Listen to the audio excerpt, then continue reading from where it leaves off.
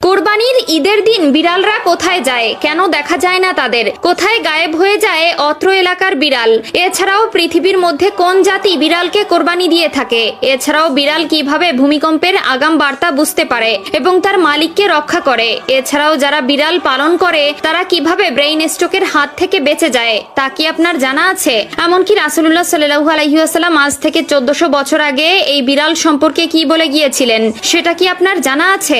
প্রিয় দর্শক, আজকের এই ভিডিওটি অতীব গুরুত্বপূর্ণ হতে চলেছে। অনেক অজানাকে জানতে পারবেন আপনারা এই ভিডিওর মাধ্যমে।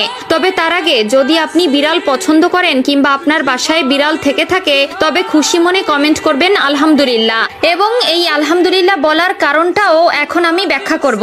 প্রিয় দর্শক, আমরা সকলেই জানি প্রিয় নবী সাল্লাল্লাহু আলাইহি ওয়াসাল্লাম বিড়াল ভালোবাসতেন।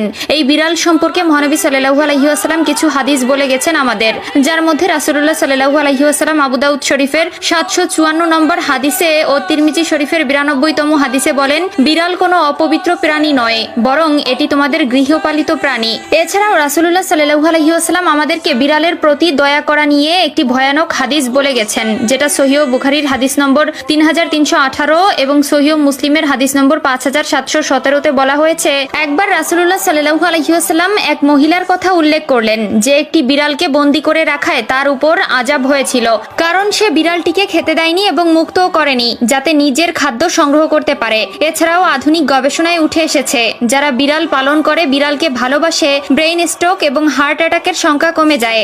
এছাড়াও বিজ্ঞানীরা বলছেন বিড়ালের শ্রবণ শক্তি অন্য সকল প্রাণী থেকে একটু প্রখর, যার মাধ্যমে তারা অনেক দূরের জিনিসও খুব সহজে শুনতে পারে। এমনকি যদি ভূমিকম্প হয় তার 10 থেকে 15 মিনিট আগে ভূপৃষ্ঠের তলের প্লেটের বিন্দুমাত্র শব্দও তারা শুনতে পায়, যার ফলে তারা আগে থেকেই সাবধান হয়। আধুনিক বিজ্ঞান গবেষণা করে আরো পেয়েছে যে যারা অল্পতেই নেগেটিভ মাইন্ডেড হয়ে পড়ে তাদের সামনে যদি সেই সময় কোনো বিড়াল ছেড়ে দেওয়া হয় কিংবা সেই ব্যক্তির পোষা বিড়াল থেকে থাকে তবে সেই বিড়ালের দিকে তাকালেই নেগেটিভিটি কেটে যায়। এছাড়াও যারা কালো জাদু করে বা কালো জাদু অধ্যয়নরত অবস্থায় থাকে তারা তাদের এই শক্তিকে বৃদ্ধি করার জন্য কালো রঙের কোনো বিড়াল পেলেই সেটি কোরবানি করে দেয়। তাদের বিশ্বাস এটি কালো জাদুকে আরো প্রখর করে তোলে এবং কোরবানির ঈদের দিন তেমন একটি বিড়াল দেখা যায় না। এর কারণ হলো বৈজ্ঞানিক গবেষণায় উঠে এসেছে যে বিড়ালের খাদ্য হজম শক্তি কম থাকায় আঁশ জাতীয় খাদ্য হজমে বেগ পেতে হয়, যার ফলে কোরবানির ঈদের কয়েকদিন মাছ মাংসের হাড়গোড় এমনকি মাংস অত্যাধিক পরিমাণে খাবার ফলে তাদের বমি সহ বদ হজম হয়